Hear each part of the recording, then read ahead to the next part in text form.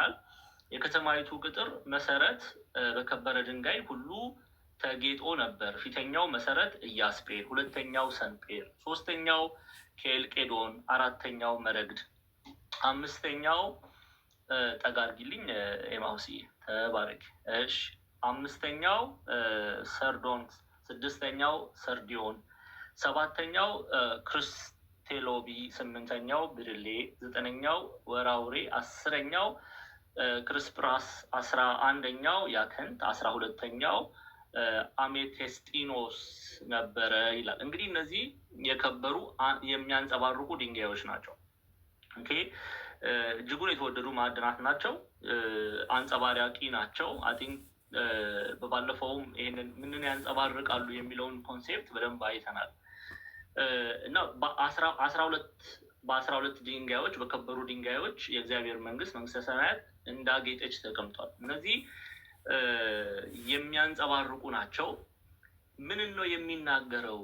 ኦኬ 12 ቁጥር በመጽሐፍ ቅዱስ ላይ በተለይ በብሉይም ሆነ በሐዲስ ለምሳሌ በብሉይ ኪዳን ጊዜ የነበሩ ካህናት በተለይ በኋላ ላይ መጽሐፍ ክፍል እህታችን ኤማውስ ትከፍትልናለች።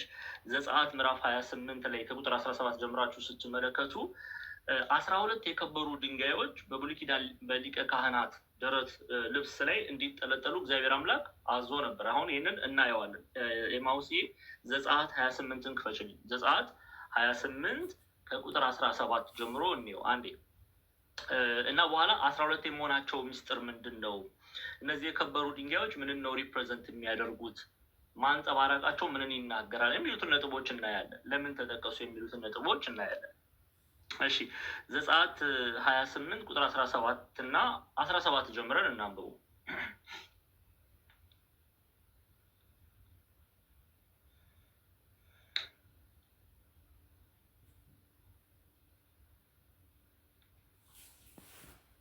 እሺ አረ ቀስ በይ ተይ ሞስ ከቁጥር 17 እሺ በአራት ተራ የሆነ እንቁ ፈርጥ አድርግበት። በፊተኛውም ተራ ሰርዲዮን፣ ቶጳዚዮን የሚያብረቀርቅ እንቁ፣ በሁለተኛውም ተራ ከፍ በሉር፣ ሰንፔር፣ አልማዝ፣ በሶስተኛውም ተራ ያከንት፣ ኬልቄዶን፣ አሜቴስጢኖስ፣ አራተኛውም ተራ ብርሌ፣ መረግድ፣ ኢያስጴድ በወርቅ ፈርጥ ይደረጋሉ። የእንቁዎቹም ድንጋዮች እንደ እስራኤል ልጆች ስሞች 12 ይሆናሉ። በየስማቸውም ማተሚያ እንደሚቀረጹ ይቀረጻሉ። ስለ 12ቱ ነገዶች ይሁኑ ይላል። ኦኬ ይበቃል። እንግዲህ እንዳያችሁት በብሉይ ኪዳን በሊቀ ካህናቱ ላይ እግዚአብሔር አምላክ 12 የከበሩ ድንጋዮች በልብሱ ላይ እንዲያደርግ አስቀድሞ ተናግሯል። በተመሳሳይ መልኩ በእግዚአብሔር መንግስት ደግሞ በመንግስተ ሰማያት ላይ ምዕራፍ 21ን ስትመለከቱ 12 የከበሩ ድንጋይ በመንግስተ ሰማያት ላይ ታያላችሁ። አሁን ይሄ ምንን ነው የሚናገረው? እነዚህ ድንጋዮች አንደኛ የከበሩ ናቸው። ኦኬ እጅጉን የከበሩ ድንጋዮች ናቸው። ሁለተኛ አንጸባራቂ ድንጋዮች ናቸው። ኦኬ አንጸባራቂ ድንጋዮች ናቸው። በሶስተኛ ደረጃ 12 መሆናቸው ሚስጥር ምንን ነው የሚያሳየው የሚለውን እናያለን። ኦኬ አንደኛ አንዴ ወደ ራእይ ሂጅልኝ ኤማውሲ። እነዚህ ምንን ያሳያሉ? አንደኛ የከበሩ መሆናቸው 12 የሚለው ቁጥር በመጽሐፍ ቅዱስ በብሉይ ያሉትን 12 ሐዋርያት እናይበታለን። በሐዲስ ኪዳን ደግሞ 12ቱን ነገደ እስራኤል እንመለከትበታለን እና ከብሉይ ኪዳን 12 የሚለው የእግዚአብሔርን ሕዝብ የሚገልጥ ቁጥር ነው። እንግዲህ 12 የሚለው የእግዚአብሔርን ሕዝብ የሚገልጥ ቁጥር ነው። ለምሳሌ አንዴ ራዕየ ዮሐንስ ምዕራፍ 6 ላይ ነይልኝ። ራዕየ ዮሐንስ ምዕራፍ 6 እሱን ላሳያችሁና ከዛ እንመለሳለን። ራዕየ ዮሐንስ ምዕራፍ 6 አንዴ ምዕራፍ 7 ላይ ነይልኝ ከቁጥር 5 ቁጥር 4 ጀምሮ ቁጥር 4 ተይው ከቁጥር 4 በቃ እንደሱ ተይልኝ። ጎበዝ ተባረኪ፣ እግዚአብሔር ይባርክሽ። እሺ የታተሙትም ቁጥር ሰማው። እንግዲህ እነዚህ የታተሙት ቁጥር ማለት ይሄ የእግዚአብሔርን መንግስት የሚወርሱትን ነው የሚናገረው፣ የክርስቶስ የሆኑትን ነው የሚናገረው። የታተሙትንም ቁጥር ሰማው። ከእስራኤል ልጆች ነገድ ሁሉ የታተሙት 144,000 ነበሩ ይላል። ከእስራኤል 144,000 ነበሩ። ምንድን ነው 144,000 ምን የተባሉት እነማን ናቸው የሚለውን እናያለን። ከይሁዳ ነገድ 12,000 ታተሙ። ከሮቤል ነገድ 12,000፣ ከነገደ ጋድ 12,000 ከፍ አድርጉ። ከአሴር ነገድ ከፍ አድርጉ። የማውስ ከአሴር ነገድ 12,000፣ ከንፍታሌም ነገድ 12,000 ነበሩ። ከምናሴም ነገድ 12,000። እሺ፣ ከስምዖን ነገድ 12,000፣ ከሌዊ ነገድ 12,000፣ ከይሳኮር ነገድ 12,000። ቀጥይ። ከዛብሎን ነገድ 12,000፣ ከዮሴፍ ነገድ 12,000፣ ከብንያም ነገድ 12,000 ታተሙ ይላል። ሺህ አስቀድመ ምን ብለናል? ሺህ ብዙ ቁጥር ነው፣ ብዙ ነገር ነው የሚናገረው፣ ብዙ ቁጥር ነው የሚናገረው። ብዙ ጊዜን ለመግለጽ ነው ሺህ የሚለው የምንጠቀመው። 12 ግን የእግዚአብሔርን ሕዝብ የሚገልጥ ቁጥር ነው በመጽሐፍ ቅዱስ። አሁን ከብሉይ ኪዳን 12ቱ ነገደ እስራኤል፣ ከሐዲስ ኪዳን 12ቱ ሐዋርያት አንድ ላይ ስንት ይመጣል? 144 ይመጣል። የታተሙት ስንት ናቸው ነው የሚለው። ከፍ በይ ውስጥ አንድ ከፍ አድርጊ። ቁጥር 4 ላይ የታተሙት 100 ስንት ናቸው የሚለው 144 ናቸው። ከፍ ነው ወደ ላይ። ቁጥር 4 ላይ ነው። ስሙ አሁን ይኸው የታተሙትም ቁጥር ሰማው። የእስራኤል ልጆች ነገድ ሁሉ የታተሙት 144,000 ነበሩ። 12 እና 12 ስንት ይሆናል ማለት ነው? 144። በብሉይ ኪዳን እና በአዲስ ኪዳን የእግዚአብሔርን መንግስት የሚወርሱ ቁጥራቸው 12 እና 12 ማለት 12ቱ ነገደ እስራኤል 12ቱን ሐዋርያትን ለመግለጽ ነው።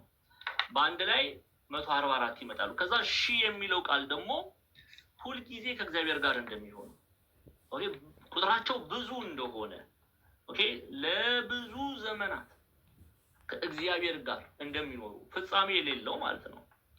በጉ ኢየሱስ ክርስቶስ በእነርሱ እንደሚያድር እነርሱም አማናዊ ሚስት ሆነው እንደቀረቡ ከእግዚአብሔር ጋር እንደሚሆኑ ለመግለጽ ነው ሺህ የሚለው ቃል የተገለጠው። አሁን ይሄንን ሀሳብ ይሄንን ኮንሴፕት እንያዝና በደንብ አድርጋችሁ ስሙ ፕሊዝ። ወደ ራዕየ ዮሐንስ ምዕራፍ 21 ስትሄዱ እነዚህ ማዕድናትን እናያለን። አንዴ ተመለሽልኝ።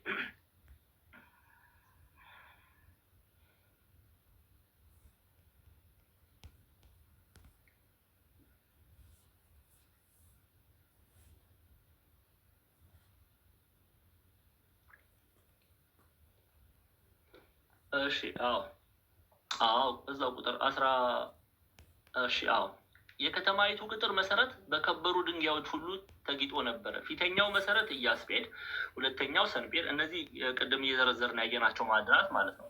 አይ ቲንክ 8ቱ ተጠቅሰዋል፣ አራቱ ደግሞ በዘጸአት ላይ ካለው ጋር 8ቱ ተመሳሳይነት አላቸው፣ አራቱ ልዩነት አላቸው። ይሄ ስለምን ሆነ ቢሉ ብሉይና ሐዲስ ተዋጅተው የእግዚአብሔርን መንግስት የሚወርሱ አንድነታቸውን ለመግለጽ ነው። በእግዚአብሔር መንግስት ውስጥ አንድነታቸውን ለመግለጽ እንዲሆነ ብሎ የሚያስቀምጡ ሊቃውንቶች አሉ።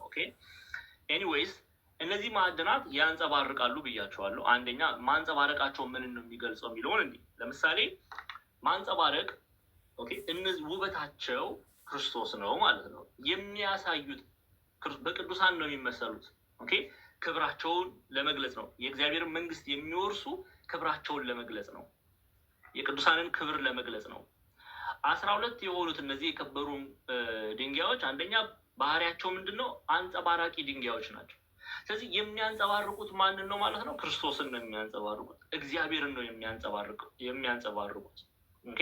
የሚያንጸባርቁት እግዚአብሔርን ነው። ያንን ለመጥቀስ ነው። ለምሳሌ ሐዋርያው ቅዱስ ጳውሎስ በአንደኛ ቆሮንቶስ ምዕራፍ 11 ቁጥር 1 ላይ እስቲ ነይልኝ። አንደኛ ቆሮንቶስ ምዕራፍ 11 ቁጥር 1 ላይ ነይልኝ።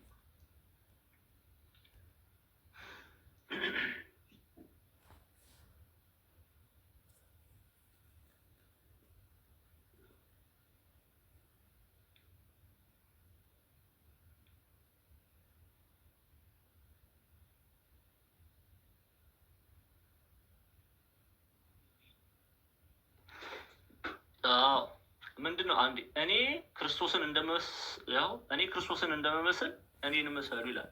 ስለዚህ ቅዱሳን የሚያንጸባርቁት ሰዎች ቅዱሳንን ሲመለከቱ፣ ቅዱሳን ሐዋርያትን ሲመለከቱ የሚያዩት ማንን ነው ማለት ነው? ክርስቶስ ኢየሱስን ነው ማለት ነው።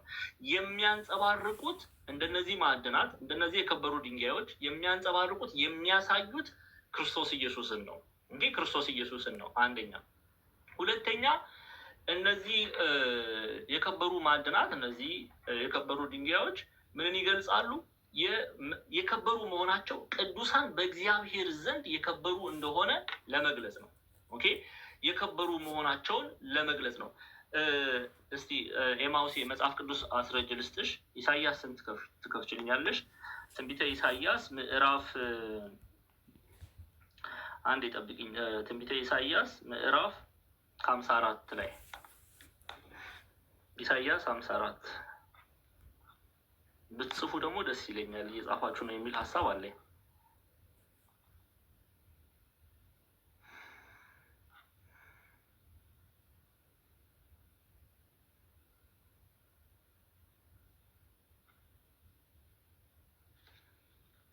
ከቁጥር 11 ክፈችልኝ።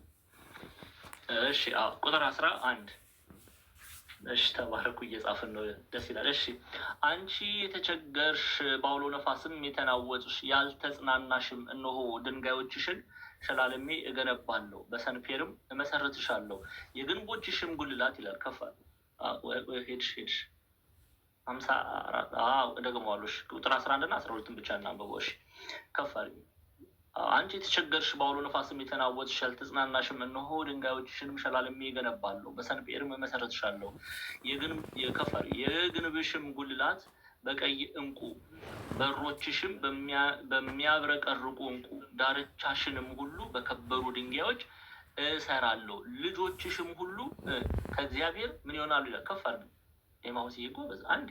እሺ በኝ እናት ልጆችሽም ሁሉ ከእግዚአብሔር የተማሩ ይሆናሉ፣ የልጆችሽም ሰላም ብዙ ይሆናል። ኦኬ፣ ይሄ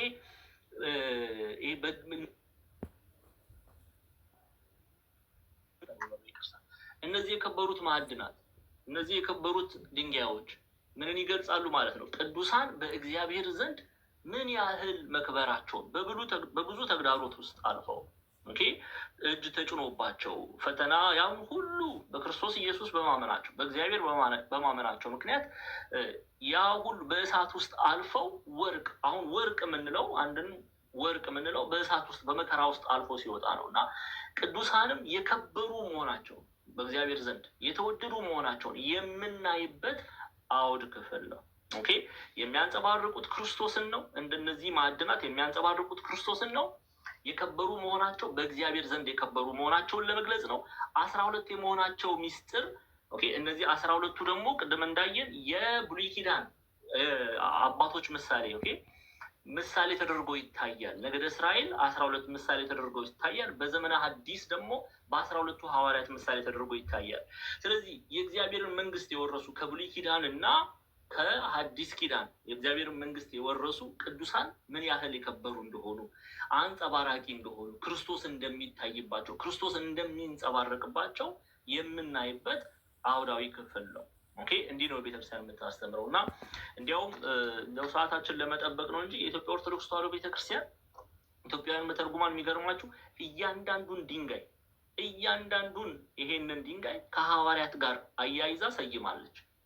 ከ12ቱ የበጉ ሐዋርያት የጌታችን የመድኃኒታችን የኢየሱስ ክርስቶስ ሐዋርያት ጋር እያንዳንዷን ድንጋይ በማመሳሰል ሾማ መተርጉማን ይገልጣሉ። እና ይህ በጠቅላላ ግን የሚገልጸው ክብራቸውን፣ የተወደዱ መሆናቸውን፣ የከበሩ መሆናቸውን፣ በእግዚአብሔር ዘንድ የተወደዱ መሆናቸውን ቅዱሳን የሚያንጸባርቁትም ክርስቶስ እንደሆነ ለመግለጽ ነው በዚሁ አውድ የተቀመጠው ማለት ነው።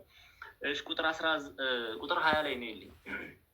እሺ፣ ወደ ራዕየ ዮሐንስ እንመለስ። ምዕራፍ 22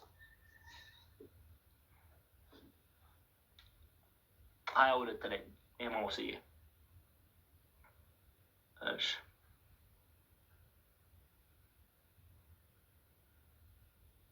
ቁጥር 22 ምዕራፍ 21 ቁጥር 22። እሺ፣ ጎበዝ ፈጠን እንበል። እሺ፣ 22 ወደ እሺ በቃ 22 እሺ ቆይ ነው ግን አንዴ ከፍ አድርጊ ቁጥር 20 ላይ ተመለሽልኝ። አዎ ቆይ 21 ላይ ቆይ 21 ልያትና አንዴ እሺ 12ቱም ደጆች 12ቱም ዕንቆች ነበሩ። እያንዳንዳቸው ደጅ አንድ ዕንቁ የተሰራ ነበረ። የከተማይቱም አደባባይ ጥሩ ብርጭቆ የሚመስል ጥሩ ወርቅ ነበረ ይላል። ይሄ እንግዲህ የሚያሳየው ጥሩ ወርቅ ነበረ። የከተማይቱ አደባባይ ጥሩ ብርጭቆ የሚመስል ጥሩ ወርቅ ነበረ ይላል። ይህን ክፍል አንድ ትርጓሜያችንን እኒና ከዛ ወደ 22 እንሄዳለን። ኦኬ አደባባያ እንደተጠራ ወርቅ ነው አለ። የወርቅ አሸዋ ፈሶባታል፣ ውስጧም እንደ ዕንቁ ያበራል አለ። ጽሬቷን መናገር ነው ይላል። ስለዚህ ብርሃን በእነሱ ውስጥ እንደሚበራ ማን በእነሱ ውስጥ እንደሚበራ ብርሃን በእነሱ ውስጥ እንደሚበራ በቅዱሳን ውስጥ እንደሚበራ ይሄ ብርሃን የተባለ ማን ነው? ውበታቸው ማን ነው? ይሄ ውበታቸው ክርስቶስ ኢየሱስ እንደሆነ ነው በዚህ ክፍል ላይ የምንረዳው። አንደኛ እነሱ ያንጸባርቃል። አንድ ሰው የሚያንጸባርቀው ክርስቲያኖች ውስጡ ያለውን ነገር ነው የሚያንጸባርቀው። ውስጡ የሌለን ነገር ሊያንጸባርቅ አይችልም። ቅዱሳን ቅዱስ ጳውሎስን ስናይ እኔ ክርስቶስን እንደመሰልኩ እኔን ምሰሉ አለ። ቅዱስ ጳውሎስ የሚያንጸባርቀው ውስጡ ማን ስላለ ነው? ክርስቶስ ኢየሱስ ስላለ ነው። ይህን ልናቅና ልንረዳ ያስፈልጋል። አሁንም ቅዱሳን የሚያንጸባርቁት ውስጣቸው ያለውን ውበት ነው። ውስጣቸው ያለውን ውበት ነው። ያ ውበት ማን ነው? ኢየሱስ ክርስቶስ ነው። አሁን ለዛ ነው 12 ደጆች 12 ዕንቆች ነበሩ። እያንዳንዱ ደጅ ከአንድ ዕንቁ የተሰራ ነበረ። የከተማይቱ አደባባይ ጥሩ ብርጭቆ የሚመስል ጥሩ ወርቅ ነበረ እና ወርቅ በእሳት ውስጥ ቅድም ብያቸዋለሁ። ወርቅ በእሳት ውስጥ አልፎ በመከራ ውስጥ ተግዳሮት ውስጥ አልፈው እጅ መጫን ደርሶባቸው በእሳት ተፈትነው ሰማዕታት ሆነው እነዚህ ቅዱሳን እንደ ወርቅ አበሩ። አሁን ደግሞ ተመልከቱ፣ ውበታቸውን ነው የሚነግረን እዚህ ክፍል ላይ። ኦኬ እንደምን አበሩ? እንደ ወርቅ። በወርቅ ግን በእሳት ውስጥ አልፈው ነው፣ ተፈትነው ነው። እምነታቸውን ጠብቀው ስለያዙ በወርቅ ምሳሌ ይመሰላሉ። ኦኬ በወርቅ ምሳሌ ይመሰላሉ። እሱን እንድናይ ስለፈለኩ ነው። 1-2 መጽሐፍ ቅዱስ ማስረጃ ልስጣችሁ፣ ችግር የለም። ኤማሁሴ ሐዋርያት ሥራ ምዕራፍ 14 ክፈችልኝ።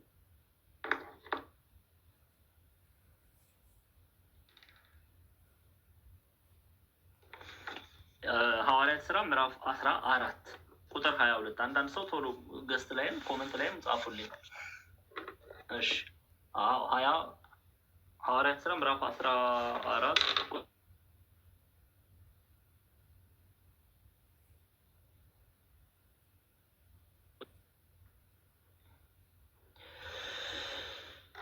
እሺ ቁጥር ተባረኪልኝ። አብረን እናንብብ። ኦኬ በዚያችም ከተማ ወንጌልን ሰብከው እጅግ ደቀ መዛሙርትን ካደረጉ በኋላ የደቀ መዛሙርቱ ልብ እያጸኑ በሃይማኖት ጸንተው እንዲኖሩ እየመከሩና ይላል። አሁን እዚህ ጋር ነው የምፈልገው፣ ስሙ። ወደ እግዚአብሔር መንግስት በብዙ መከራ እንገባ ዘንድ ያስፈልገናል እያሉ ወደ ልስጥራንና ወደ ኢቆንዮን ወደ አንጾኪያም ተመለሱ ይላል። ኦኬ ወደ እግዚአብሔር መንግስት በብዙ መከራ። አሁን ፈተና ሐዋርያት ፈተናት ደርሶባቸዋል። እጅ መጫን ደርሶባቸዋል። ብዙዎች አሳደዋቸዋል። ሰይፍን መዘውባቸዋል። ተሰድበዋል፣ ተተትቸዋል፣ ተገርፈዋል፣ በድንጋይ ተደብድበዋል። በዚህ ሁሉ ግን እምነታቸውን ጠብቀው ወርቅ ሆነው ወጥተዋል። በእሳት ውስጥ ተፈትነው ወርቅ የሚሆነው በእሳት ውስጥ ተፈትኖ ሲወጣ ነው። ክርስቲያኖች ወርቅ ተብለው እንደዚህ በከበረ ማዕድን የመጠራታቸውን ሚስጥር በደንብ ስሙ። ሚስጥር ቅዱስ ሉቃስ ሲጽፍልን ምን አለ? ወደ እግዚአብሔር መንግስት በብዙ መከራ እንገባ ዘንድ ያስፈልገናል እያሉ ወደ ልስጥራን፣ ወደ ኢቆንዮን፣ ወደ አንጾኪያ ተመለሱ ይላል። አያቸዋል። በብዙ መከራ በብዙ ፈተና ውስጥ ከክፉ አይሁዳውያን እና ከክፉ ሮማውያን በሐዋርያት ላይ ብዙ መከራ ይደርስባቸው ነበር። ያንን ነው እየገለጠልን ያለ። በዚህ ሁሉ ውስጥ ግን አልፈው እምነታቸውን ጠብቀው በወርቅ ተመስለዋል። ይሄ የሚያሳየው ምንድን ነው? ወደ እግዚአብሔር መንግስት በብዙ መከራ ልንገባ እንደሚያስፈልገን ነው የሚገልጸው። ኦኬ ሐዋርያት ብዙ መከራን ተቀብለዋል በብዙ መከራ ውስጥ። ይህን ደግሞ ቅዱስ ጳውሎስ በሮሜ መልእክቱ ላይ ሮሜ ምዕራፍ 8 ቁጥር 35 ክፈችልኝ ኤማሁስ። ሮሜ ምዕራፍ 8 እሱ በአንጻረ ጳውሎስ ሁሉንም ሐዋርያቱንም እነዚህ በወርቅ የተመሰሉ ቅዱሳንን ወክሎ ሲናገር ታደምጡታላችሁ። እሺ ጠላዲዮስ ስለመጣ አንድ ሰው ብቻ በፈቃድ አንዬ አንቺን አወርድሻለሁ፣ ችግር የለም። እሺ አንዴ ሮሜ ምዕራፍ 8 ቁጥር 35 ክፈችልኝ።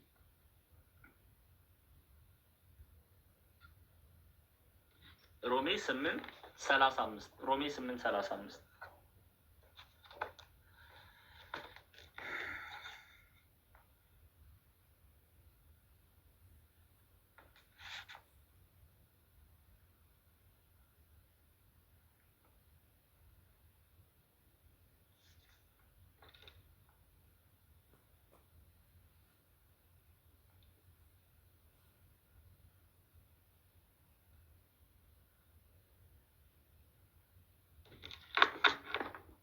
እሺ አዎ ይኸው ከክርስቶስ ፍቅር ማን ይለየናል?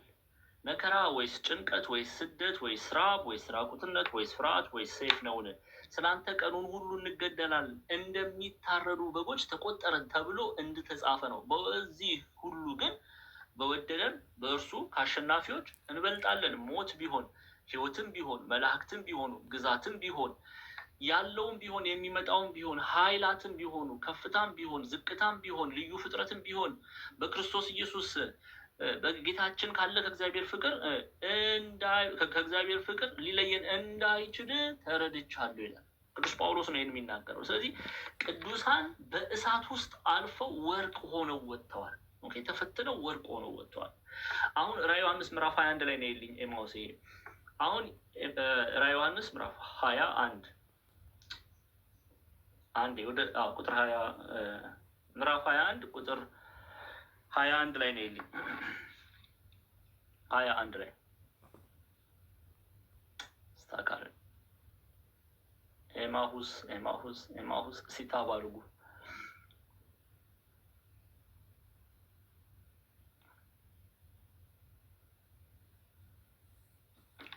ኤማሁስ አለሽ? ጠላዲ ሰላም ብለን እስከዛ ድረስ የኔትወርክ ችግር ገጥሟት ነው። ጠላድ እሺ፣ አልሰማም። እሰማለሁ። ትሰማለህ። እንደምን አመሻችሁ። ትንሽ ክላስ እያስተማርኩ ስለነበረ ነው አረፈድ ያደረኩት። በጣም ይቅርታ። እሺ፣ ሰላም ሁላችሁንም። ቀሲስ ሴፍቱን ይባርኩኝ። ሴፍሬማን ይኸው 12ቱም ደጆች 12 ዕንቆች ነበሩ። እያንዳንዳቸው ደጅ ከአንዱ ዕንቁ የተሰራ ነበረ። የከተማይቱም አደባባይ ጥሩ ብርጭቆ የሚመስል ጥሩ ወርቅ ነበር ይላል። ጥሩ ወርቅ ንጹህ ብሎ ያዩታል። እና ጥሩ ብርጭቆ የሚመስል ጥሩ ወርቅ ነበረ። ምን ማለት ነው? ይሄ የቅዱሳንን የሰማዕታቱን በወርቅ መመሰላቸው መንግስተ ሰማያት በፈተና ቅድም እንዳየነው በፈተና በመከራ ውስጥ እንደሚወርሷት ብዙ ተግዳሮት ደርሶባቸው እምነታቸውን ጠብቀው እንደሚወርሷት ጥሩ ወርቅ ነው የተባለው። ወርቅ ነው ብቻ አይደለም ደግሞ የተባለው ጥሩ ወርቅ ነው፣ ንጹህ ወርቅ ነው ብሎ የተረጉሙታል። ንጹህ የመሆኑ ሚስጥር ምንድን ነው? እምነታቸው ንጹህ እንደሆነ። ኦኬ ንጹህ የሆነውን በእግዚአብሔር የተወደደውን መስዋዕት ማቅረባቸው እምነታቸውን ጠብቀዋል። ኦኬ እምነታቸውን ጠብቀዋል። ለዚህ ነው ቤተክርስቲያናችን ውስጧ እንደ ዕንቁ ያበራል አለ። ጽሬቷን መናገር ነው ብሎ ያስቀምጣሉ። እና የሚታየው ክርስቶስ ነው፣ የእግዚአብሔር ቃል ነው። በእነሱ ውስጥ የሚታየው ንጹህ የሆነው የእግዚአብሔር ቃል፣ የከበረው የእግዚአብሔር ቃል። ስለዚህ በጥሩ ወርቅ፣ በከበረ ወርቅ፣ በንጹህ ወርቅ ይመስላቸዋል ቅዱሳን። በንጹህ ወርቅ ይመስላቸዋል ቅዱሳንን። ኦኬ መንግስተ ጥሩ ብርጭቆ የሚመስል ጥሩ ወርቅ ነበረ። ስታዩት ንጹህ ነው አይደለ? ብርጭቆ ንጹህ፣ እንደዛ ጥሩ ወርቅ ነው።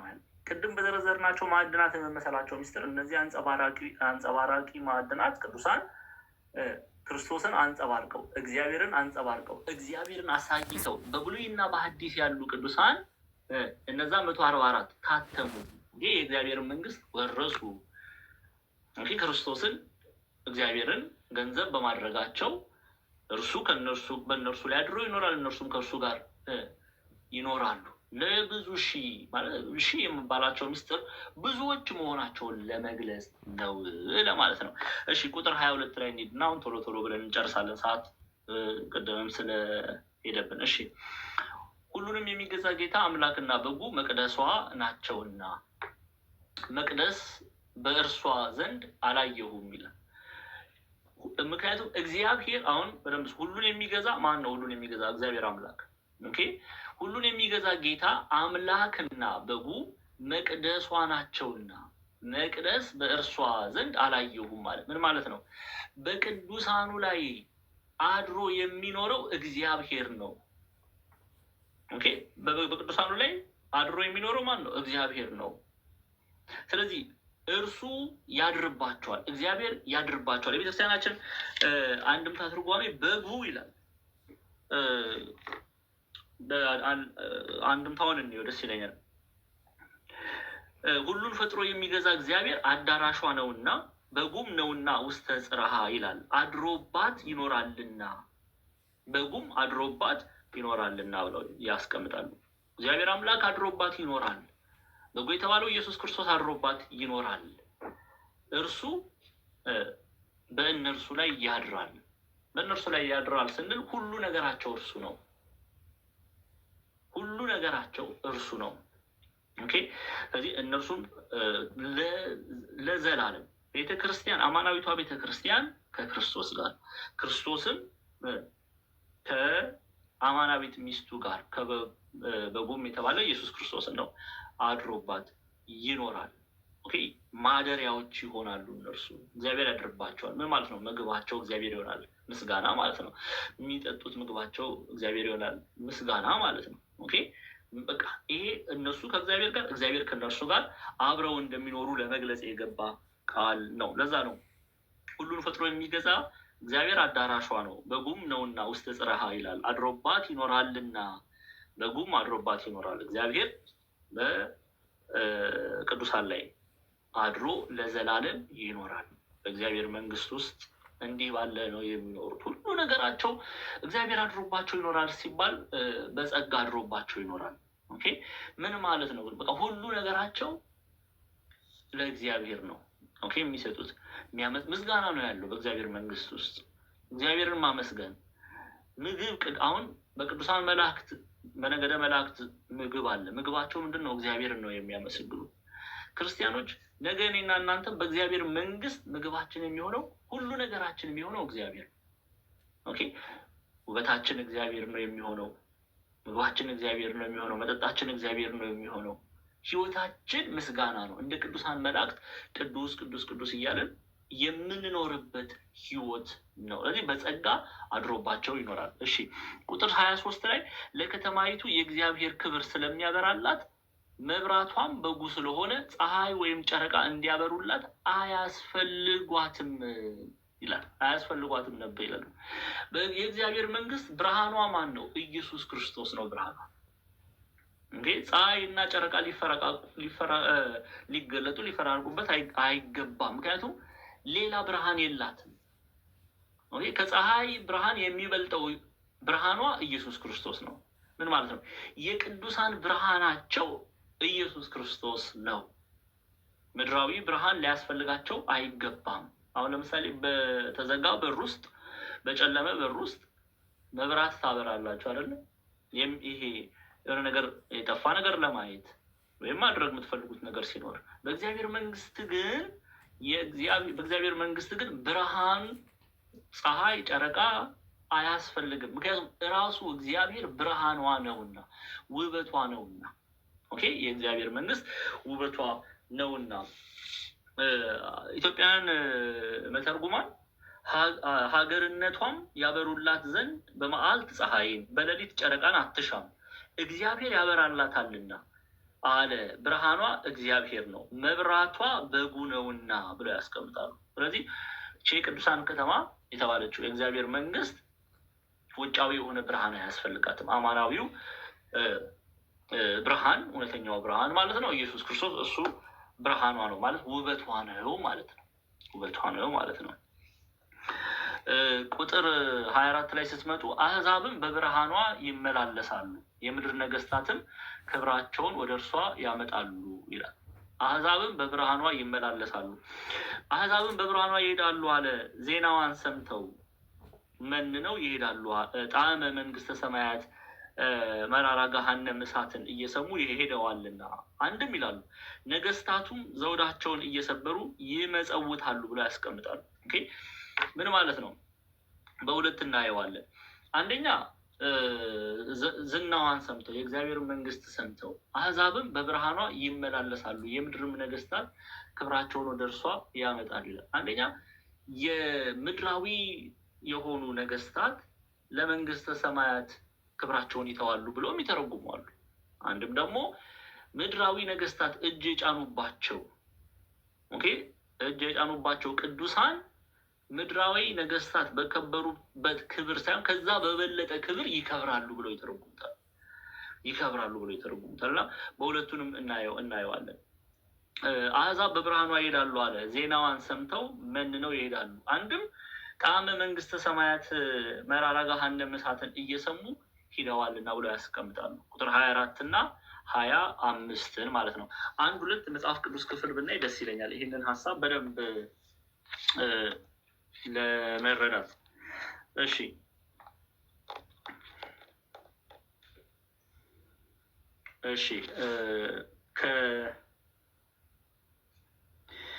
ኤማሁሴ አለሽ አይደለ? አንደኛ ቆሮንቶስ ምዕራፍ 13 ክፈችልኝ።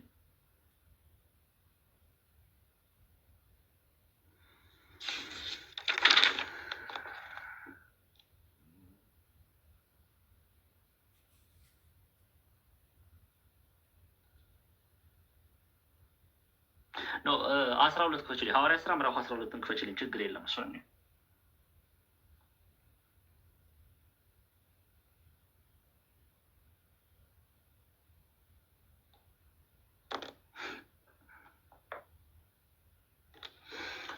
አንዴ አሁን በዚያ ዘመን ንጉሥ ሄሮድስ መከራ ያጸናባቸው ዘንድ ከቤተ ክርስቲያን በአንዳንዶች ላይ እጁን ጫነባቸው ይላል። ከዛ ማን ላይ ቤተክርስቲያን የሚለው ይሄ ቅዱሳን ላይ ነው። ክርስቲያኖች ላይ ነው። የዮሐንስንም ወንድም የያዕቆብን በሰይፍ ገደለው። ማንን? የዮሐንስን ወንድም ያዕቆብን በምን ገደለው? በሰይፍ ገደለው። አሁን ምድራዊ ክብር ያገኘው ሄሮድስ በቅዱሳን ላይ እጅ ሲጭን ትመለከታላችሁ። አሁን ወደ ራዕየ ዮሐንስ ስትመለሱ አንዴ ራዕየ ዮሐንስ ላይ ነው ይልኝ ምዕራፍ 21 ላይ የጨረስን ነው። ምዕራፍ 21 ላይ ምዕራፍ 21 ያው ቁጥር 24 ላይ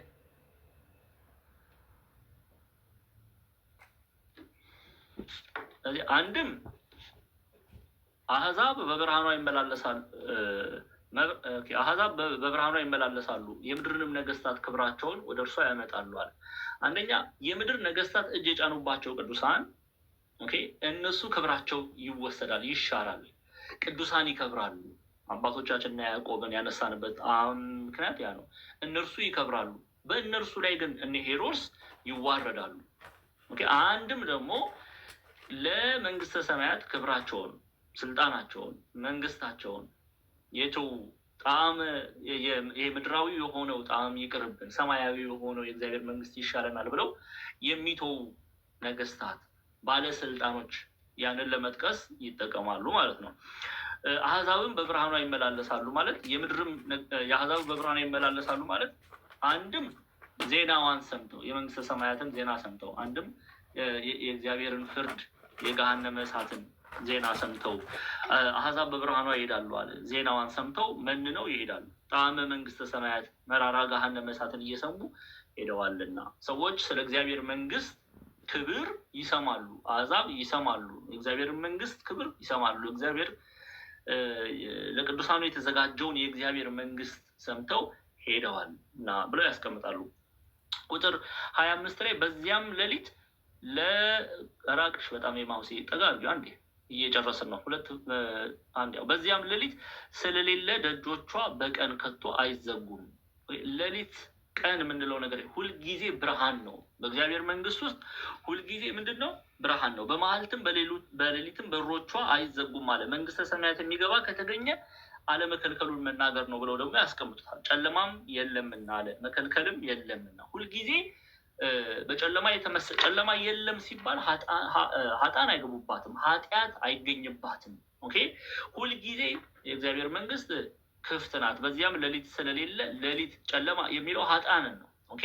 ክፋትን ነው፣ በደል ነው። በእግዚአብሔር መንግስት ውስጥ ኃጢአት፣ ክፋት፣ በደል፣ ጨለማ የተባለው ነገር ሁሉ የለባትም።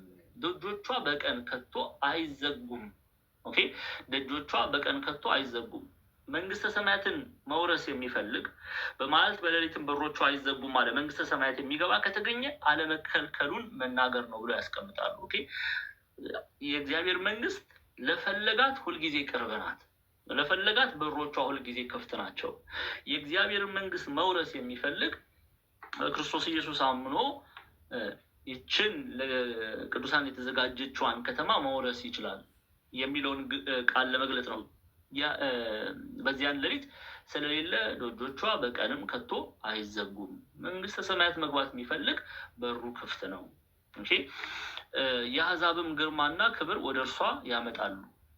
የአሕዛብንም ክብርና ግርማና ክብር ወደ እርሷ ያመጣሉ። ቁጥር 27ንም አንዴ ለበጉም በሆነው በሕይወት መጽሐፍ ከተጻፈ በቀር ጸያፍ ነገር ሁሉ ርኩሰትና ውሸትም የሚያደርግ ወደ እርሷ ከቶ አይገባም ይላል። አሕዛብ ዘውዳቸውን፣ ወርቃቸውን፣ ብራቸውን ይመጸውታሉ ብሎ ያስቀምጣሉ።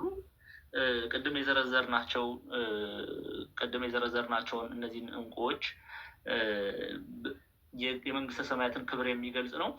አሕዛብ ግርማና ክብር ወደ እርሷ ያመጣሉ። ሁሉ ነገራቸውን ትተው ሀብታችንን ሳይሉ ክብራችንን ሳይሉ ያላቸውን ሀብት ይመጸውታሉ ብለው ያስቀምጣሉ።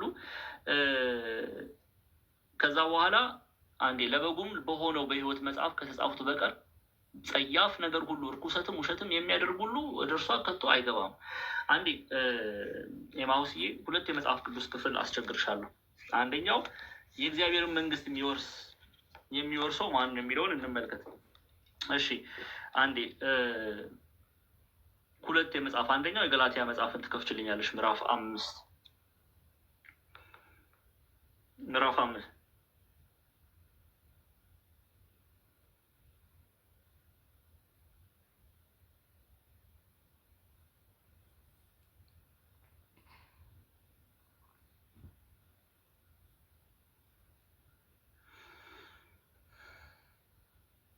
እሺ አንዴ እንመልከተው። ቁጥር 19 ቁጥር 24 ላይ ነው ይልኝ። ቁጥር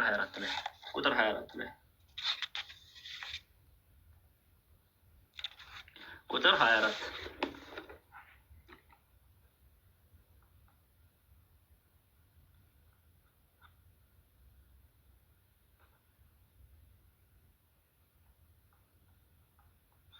እሺ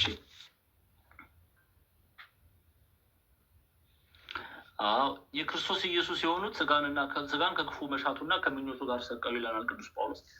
የእግዚአብሔር መንግስት የሚወርሱት ኦኬ፣ በጉ በእነርሱ ላይ የሚያድረው እነርሱም ከእርሱ ጋር የሚሆኑት ኃጢአትን ከክፉ መሻቱና ያነበባችሁት ኢየሱስ ክርስቶስ የሚሆኑት ስጋን ከክፉ መሻቱና ከምኞቱ ጋር ምን አሉ ይላል? ሰቀሉ ይላል። ኦኬ፣ የእግዚአብሔር መንግስት የሚወርሱ ቅድም የዘረዘረው ክፍል አለ፣ ውሸተኞች የሚለውን ክፍል ማለት ነው። ኃጢአት የሚያደርጉ የእግዚአብሔርን ክፋት የሚያደርጉ የእግዚአብሔር መንግስት አይወርሱም። እቺ መንግስተ ሰማያት ላይ የአሕዛብ ክብራቸው የአሕዛብ ወርቅ፣ ሀብት፣ ገንዘብ ምናምን ያመጣል። እነዚህ ሁሉ የማይተካከሉ ከእግዚአብሔር መንግስት ጋር ኦኬ፣ አይተካከልም። ከዚህ ሁሉ ትበልጣለች የእግዚአብሔር መንግስት።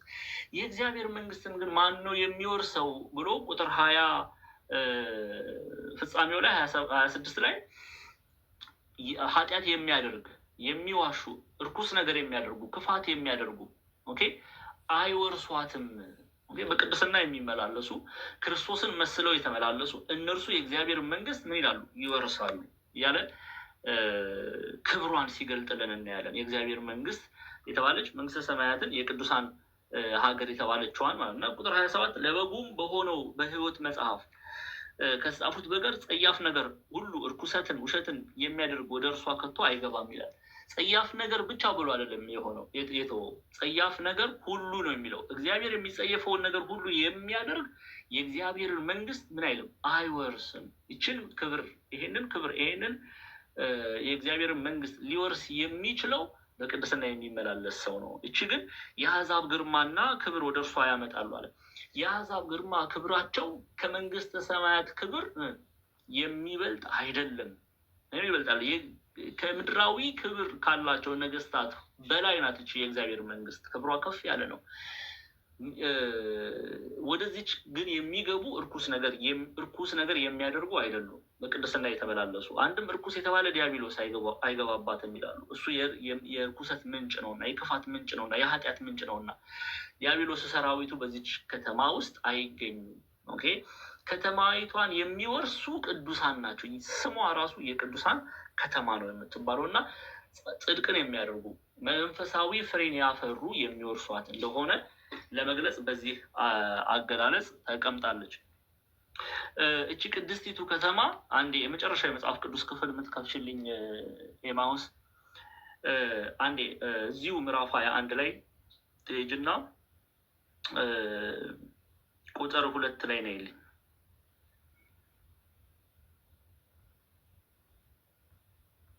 ቁጥር 2 ላይ እና ሃይላይት አድርጊና እንጨርሳለን። ቅድስቲቱ ከተማ አዲሲቱ ኢየሩሳሌም ለባሏ እንደተሸለመች ሙሽራ ተዘጋጅታ ከሰማይ ከእግዚአብሔር ዘንድ ስትወርድ አየ። ከተማይቱን ምን ብሎ ነው የሚጠራት? ቅድስት ናት ብሎ ነው የሚጠራት። ኃጢአት፣ ርኩሰት፣ በደል፣ ክፋት ከቶ አይገባባትም በእግዚአብሔር መንግስት። ስለዚህ በእግዚአብሔር መንግስት ውስጥ ሐዘን አለ ወይ? የለም። በእግዚአብሔር መንግስት ውስጥ ማልቀስ ማንባት አለ ወይ? የለም። በእግዚአብሔር መንግስት ውስጥ መታመም አለ ወይ? የለም።